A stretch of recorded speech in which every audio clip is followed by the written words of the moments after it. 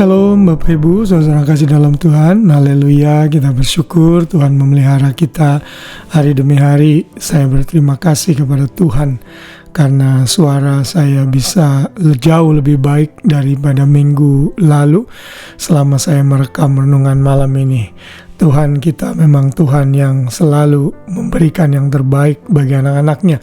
Di Australia saat ini memang sudah memasuki musim dingin dan banyak juga beberapa jemaat di gereja yang saya layani mengalami flu, batuk, dan kehilangan suara, termasuk saya juga dan istri minggu lalu. Tapi puji Tuhan, Tuhan memulihkan, dan biarlah kiranya kita selalu bersyukur untuk pemeliharaan Tuhan.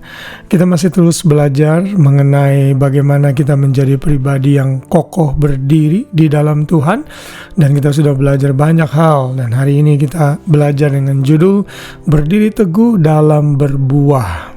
Saya percaya kita kalau memelihara pohon ingin melihat buahnya muncul, dan sehingga jerih lelah kita di dalam memelihara, merawat pohon tersebut tidak sia-sia tentunya.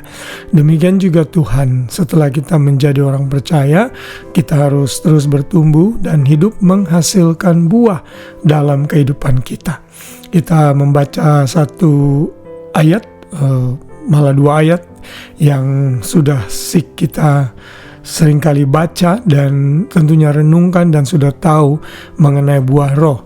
Galatia 5 ayat 22 sampai 23, di sana dikatakan, tetapi buah roh ialah kasih, sukacita, damai sejahtera, kesabaran, kemurahan, kebaikan, kesetiaan, kelemah lembutan, penguasaan diri. Tidak ada hukum yang menentang hal-hal itu. Artinya saat kita memiliki buah-buah Roh Kudus ini, maka tidak ada hal yang buruk di dalamnya. Tidak ada hal yang dipertentangkan, yang tidak baik di dalamnya. Karena semuanya itu menggambarkan karakter yang luar biasa yang Tuhan kehendaki dan juga di hadapan manusia. Tentunya kita senang bila kita berada di tengah-tengah orang yang penuh dengan kasih, penuh dengan sukacita, penuh dengan damai sejahtera, sabar, dia murah hati, penuh dengan kebaikan, dia orangnya setia, lalu lemah lembut dan penuh penguasaan diri. Karena itu, ini yang harus menjadi tujuan kita. Dan kata buah roh di sini dicatat dalam bentuk tunggal, bukan dalam bentuk jamak, tetapi dari yang tunggal ini berkembang menjadi beberapa buah roh, yaitu 9 roh yang tadi sudah kita baca. Karena itulah Tuhan menghendaki kita untuk terus bertumbuh dan menghasilkan buah yang baik dalam hidup kita, sehingga orang menjadi diberkati dengan keberadaan kita. Tuhan sangat senang bila Ia melihat anak-anaknya hidup berbuah. Ada begitu banyak ayat-ayat di dalam Alkitab yang memberikan kita nasihat dan anjuran agar kita berbuah. Misalnya dalam Lukas 3 ayat 8a, di sana dikatakan, jadi hasilkanlah buah yang sesuai dengan pertobatan. Orang yang sungguh-sungguh lahir baru dan bertobat menerima Yesus pasti akan menghasilkan buah. Lalu dalam Yohanes 15 ayat 5, di sana ada kunci bagaimana kita bisa berbuah, yaitu kita tetap tinggal di dalam Yesus juru selamat kita yang adalah pokok anggur. Karena tanpa melekat dengan Dia, kita tidak dapat berbuat apa-apa.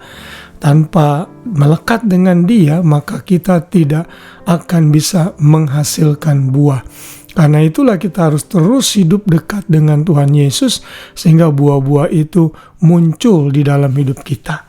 Sejak kita menjadi orang percaya, tentunya kita tidak langsung meninggal. Ada banyak orang yang hidup beberapa tahun, bahkan puluhan tahun setelah dia menghadap Bapa.